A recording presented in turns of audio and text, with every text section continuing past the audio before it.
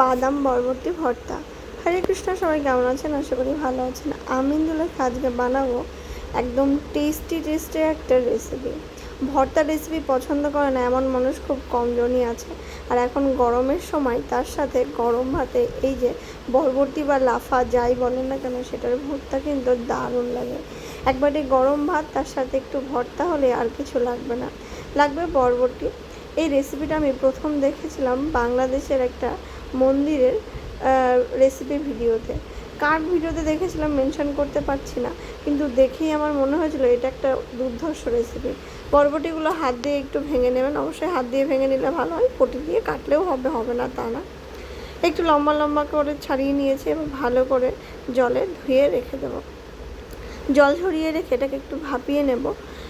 লবণ দিয়ে জল ফোটাতে দিয়ে দিয়েছি, এর ভিতরে দিয়ে দেবো বরবটিগুলো কিন্তু পুরোপুরি সেদ্ধ করব না, জাস্ট ঢাকা দিয়ে 3-4 মিনিট মতো ভাপিয়ে নেব, সবুজই থেকে যাবে এইরকম। এবার বরবটির জল ঝারিয়ে নিয়ে এটাকে গ্রাইন্ডারে দিয়ে পেস্ট করে নেব।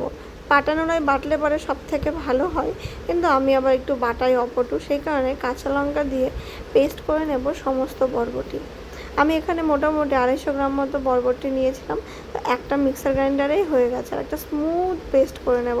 কাঁচা লঙ্কাই দেবেন অবশ্যই। এবার বেটে রেখে দেব। তারপরে কড়াইতে দিয়ে দেবো 1 মুঠো মতো বাদামের পরিমাণটা আপনারা একটু কমও দিতে পারেন, আবার একটু বেশিও দিতে পারেন, বাট আমি সমান সমান দিয়েছি।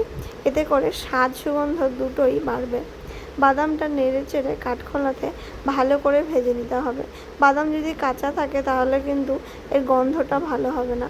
আমি ধৈর্য ধরে এটাকে সুন্দর করে ভেজে নিয়েছি।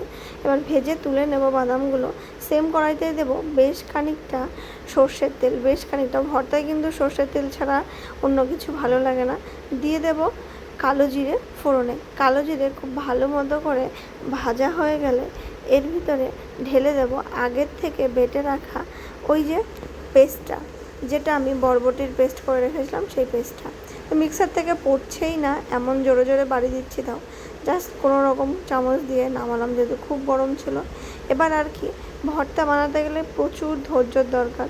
ধৈর্য ধরে কিন্তু আপনাকে এটা নেড়ে চেড়ে ভেজে নিতে হবে, মানে যতক্ষণ না এটার থেকে তেল ছাড়ছে ততক্ষণ কিন্তু এটাকে ভাজতে হবে। খুব ভালো মতো কষিয়ে নেব।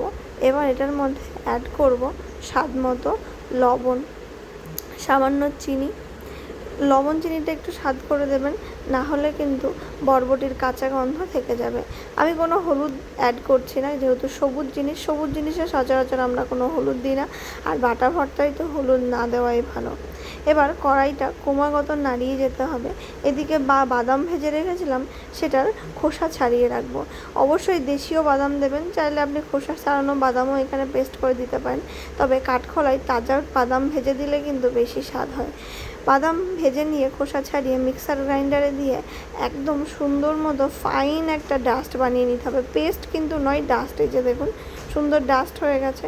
এবার দিয়ে দেব ওই যে ভেজে রাখা বরবটির পেস্টটার মধ্যে, দিয়ে নাড়াচাড়া করতে থাকলে এটার থেকে তেল বেরিয়ে যাবে। আপনারা এমনিই দেখতে পারবেন, দেখুন যতটা জল ছিল ততটাও শুকিয়ে গেল। আর বাদাম দেওয়ার পরে কিন্তু খুব বেশিক্ষণ নাড়াচাড়া করতে হবে না, মোটামুটি 30 সেকেন্ড মতো নাড়াচাড়া করলেই দেখবেন ভেতর থেকে তেল উঠে আসছে, কারণ বাদামের তেল আর কড়াইতে সর্ষের তেলে আলাদাই একটা মাখো মাখো ব্যাপার হবে। উপর থেকে 1 মুঠো ধনেপাতা আর একটু কাঁচা লঙ্কা দিয়েছিলাম ধনেপাতার সাথে। নেড়ে চেড়ে গ্যাসের ফ্লেম পুরোপুরি বন্ধ করে দেবো। ধনেপাতা দেওয়ার পরে আর বেশিক্ষণ রান্না করার কোনো প্রয়োজন নেই, তেল ছেড়ে দিয়েছে, দেখুন কড়াইতে আর লেগে যাচ্ছে না। এবার গ্যাস বন্ধ করে একটু ঠান্ডা হলে দেব 1 টুকরো লেবু, মানে 4 ভাগের 1 ভাগ লেবু। লেবুটা অপশনাল, টক পছন্দ করলে দেবেন, টক ঝাল পছন্দ করে নাহলে দেবেন না। আর দিয়ে দেবো বেশ খানিকটা কাঁচা সরিষার তেল আর লেবু একসাথে এবার নেড়ে চেড়ে মাখিয়ে নেব। অবশ্যই কাঁচা সরিষার তেল আর লেবু কিন্তু গ্যাসের ফ্লেম বন্ধ করার পরেই দেবেন, না হলে কিন্তু এর স্বাদ অন্যরকম হয়ে যাবে, মানে কাঁচা যে লেবুর গন্ধটা আছে আর কাঁচা সরষের তেলের গন্ধ আছে সেটা থাকবে না। এবার ভোগ লাগানোর পালা। ভর্তা একদম রেডি।